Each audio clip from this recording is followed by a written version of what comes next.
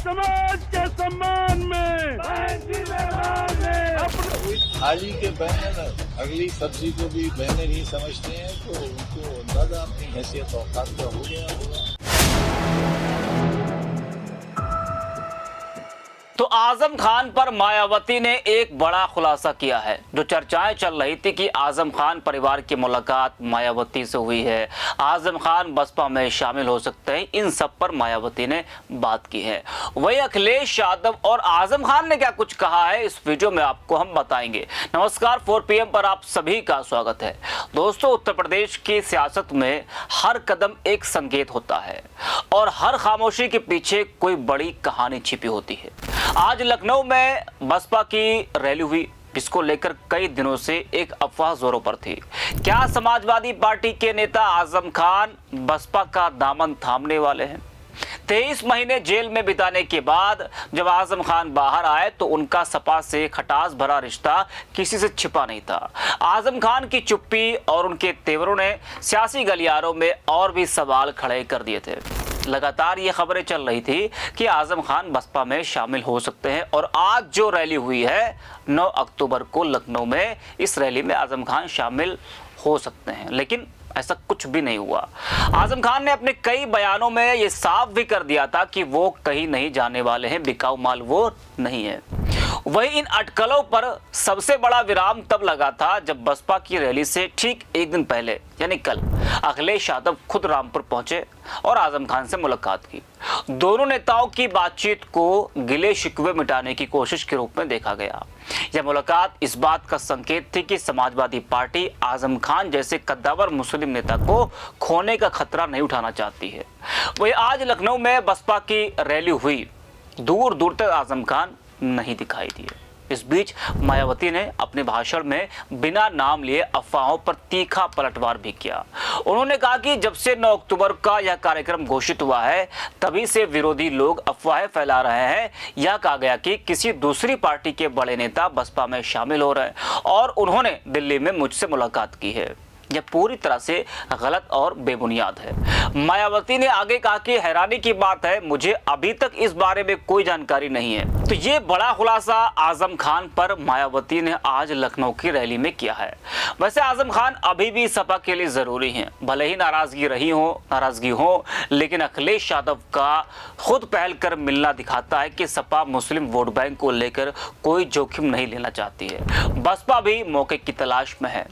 आजम खान का बसपा में जाना फिलहाल तो एक अफवाह ही साबित हुआ, लेकिन इससे साफ हो गया कि यूपी की सियासत में अभी बहुत कुछ तय होना बाकी है। नेताओं के बीच मुलाकातें, मंच से दिए गए बयान और रैलियों के संदेश, सब कुछ चुनावी रणनीति का हिस्सा है। आजम खान ज्यादा कुछ नहीं बोल रहे हैं, हालांकि बीते कुछ दिनों से तो वो मीडिया में बयान दे रहे हैं, लेकिन जेल से बाहर आने के बाद ज्यादा उन्होंने मीडिया का सामना नहीं किया। लेकिन उनके इर्द गिर्द उठते सवाल यह दिखाते हैं कि उनकी राजनीतिक हैसियत अभी खत्म नहीं हुई है। वही जिस तरह से मायावती ने रैली में सपा पर हमला बोला और भाजपा सरकार की तारीफ की, उसको लेकर अखिलेश यादव और कांग्रेस ने भी मायावती पर हमला किया है। अखिलेश ने 2 लाइनों में बहुत बड़ा हमला बोला है। एक्स पर लिखा है कि क्योंकि उनकी अंदरूनी साठगांठ है जारी, इसीलिए वो है जुल्म करने वालों के आभारी। तो अखिलेश यादव ने शाराना अंदाज में मायावती के बयान का पलटवार किया है। अखिलेश का कहना है कि मायावती जी की बीजेपी के साथ अंदरूनी साठगांठ जारी है। अगर ऐसा ही रहा तो मायावती बीजेपी के साथ गठबंधन कर सकती हैं। हालांकि उन्होंने आज साफ कर दिया है कि बसपा अकेले ही चुनाव लड़ेगी। मायावती के बयान पर कांग्रेस नेता श्रीनिवास बीवी ने एक्स पर मायावती का वीडियो शेयर करते हुए लिखा है कि मायावती भाजपा सरकार की आभारी है, क्योंकि उनको पता है कि अगर वो आभारी रहकर भाजपा के समर्थन में घर नहीं बैठी तो भाजपा उन्हें महल की जगह जेल में रखेगी। मायावती ने इसलिए सौदे का खुलकर इजहार कर दिया है। तो ये श्रीनिवास बीवी ने बड़ा हमला बोला है मायावती पर।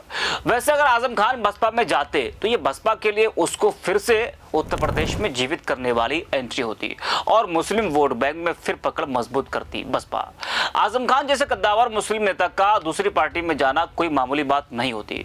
उनका अनुभव, जनाधार और विशेषकर पश्चिम उत्तर प्रदेश के मुसलमानों में उनकी पकड़ उन्हें किसी भी पार्टी के लिए संपत्ति बना देती है, खासकर एक ऐसी पार्टी के लिए जिसे मुस्लिम वोट बैंक में पैठ चाहिए जैसे बसपा।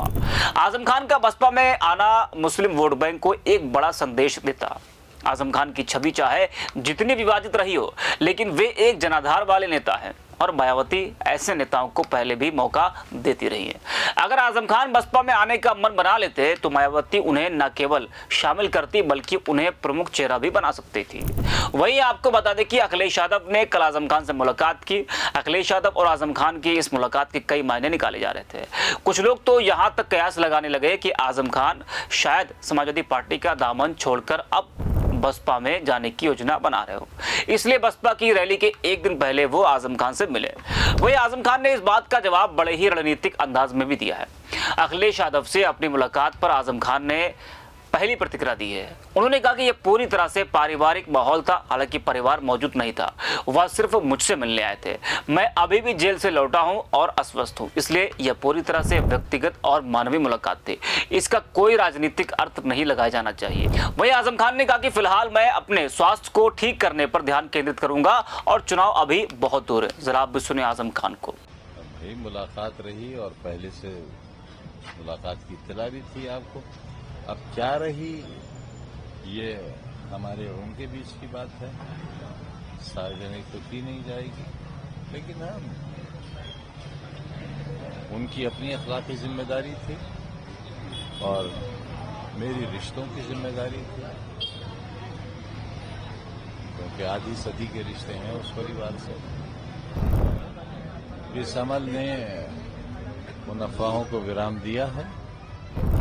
अब हम डाल के पंछी तो हैं नहीं, कभी इस डाल कभी उस डाल। इसे बनाया है, अपने खून पसीने से सींचा है, 4 सरकारें बनाई है। देखिए ये उनका अंदाज, उनका एहसास है, लेकिन ये तो सच है ना कि फाउंडर मेंबर्स में मैं अकेला ही जिंदा हूँ। ये मेरी जिंदगी का 3rd एपिसोड था। पहला 1975 से 1977 तक इमरजेंसी का, उसके बाद 27 महीनों का, उसके बाद 23 महीनों का। लेकिन ये 27 और 23 महीने इतने भारी हैं कि इमरजेंसी का कोई जख्म, कोई याद नहीं है। और उसकी वजह यह है कि बहुत कुछ होने के बावजूद भी आदमियत जिंदा थी, अब हैवानियत भी जिंदा नहीं है। ये फर्क है उस इमरजेंसी में और इस अनडिक्लेयर्ड इमरजेंसी में। अब इसमें आप इन मुकदमों को कायम कराने वालों और करने वालों के लेवल का अंदाजा लगा लीजिए। मुझे क्या कहना है, एक यूनिवर्सिटी के फाउंडर, स्कूलों के फाउंडर पर 10 बार का एमएलए, 2 बार का एमपी, 4 बार का मिनिस्टर, 1 बार लीडर अपोजिशन, उस पर इल्जाम चोरी का है, लेकिन सजा डकैती की मिली, धाराएं डकैती की हुई। क्योंकि अगर धाराएं चोरी की होती तो 3 साल मैक्सिमम था, मैं 5 साल काट चुका। लेकिन इसमें 21 साल की सजा हुई है एक ही मुकदमे में। तकरीबन 36 लाख रुपए का जुर्माना है एक ही मुकदमे में। अब सोचिए आप 114 मुकदमों के लिए कितने हजार और कितने लाख साल चाहिए। तो यही गिरावट आई है। हम सोचते भी नहीं थे, कभी जहन में भी नहीं आया कि मिनिस्टरों का या सरकारों का जुल्म करना भी काम है। हम तो ये जानते थे किसी का राशन कार्ड बन जाए, अस्पताल से दवा मिल जाए, किसी की पेंशन हो जाए, गली सड़क पुलिया नाली बन जाए, फ्लाईओवर बन जाए, किसी को नौकरी मिल जाए, किसी की आंख का आंसू पोंछ ले, जो रो रहा है उसको मुस्कुराहट मिल जाए। हम तो ये समझते थे कि ये सरकारों का काम है। पहली बार पता चला कि नहीं, सरकारों का वो काम सही नहीं था, सही काम ये है। तो आइंदा कोशिश करेंगे कि हम भी सही काम करें, अगर मौका मिले तो क्यों गलत काम करें। सर तमाम तरीके की आकले अटकलन और वही थाली के बैंगन अगली सब्जी को भी बैंगन ही समझते हैं, तो उनको अंदाजा अपनी हैसियत औकात का हो गया होगा। जिक्र करके मैं उनका वजन थोड़ा बढ़ाऊंगा या उनका नाम लेकर, तो मेरे लिए भी मुनासिब बात नहीं है ना। मैंने पूरा रामपुर गवाह है, 1 या 2 इलेक्शन लड़े जिसमें मैं अपने खिलाफ लड़ने वाले कैंडिडेट का नाम लेता था। उसके बाद कभी मैंने कैंडिडेट का नाम ही नहीं लिया। एक मौके पर तो एक कैंडिडेट ने मुझसे ये कहा कि आजम भाई, मैं आपको इतनी गालियां देता हूं और आप कोई जवाब ही नहीं देते। तो मैंने कहा यही तो मेरी रणनीति है कि तुम घुट घुट के मर जाओ कि मैं तुम्हारी मुखालिफत क्यों नहीं कर रहा हूं। नतीजा ये हुआ कि उन्हें 150 वोट मेरे बड़ी पार्टी से खड़े हुए थे। तो हम किसी की मुखालिफत करेंगे तो हम उसको एक शोहरत का नाम देंगे, तो मैं क्यों दूंगा उस शोहरत का नाम। तो सुना आजम खान को आपने, पहले मायावती ने साफ किया, आजम खान तो लगातार साफ करते आए ही हैं कि वो कहीं नहीं जाने वाले हैं, और अखिलेश यादव की से मुलाकात के बाद ये पहला बयान आजम खान का आपको हमने सुनाया। तो इस वीडियो में इतना ही। आप देखते रहिए 4 PM।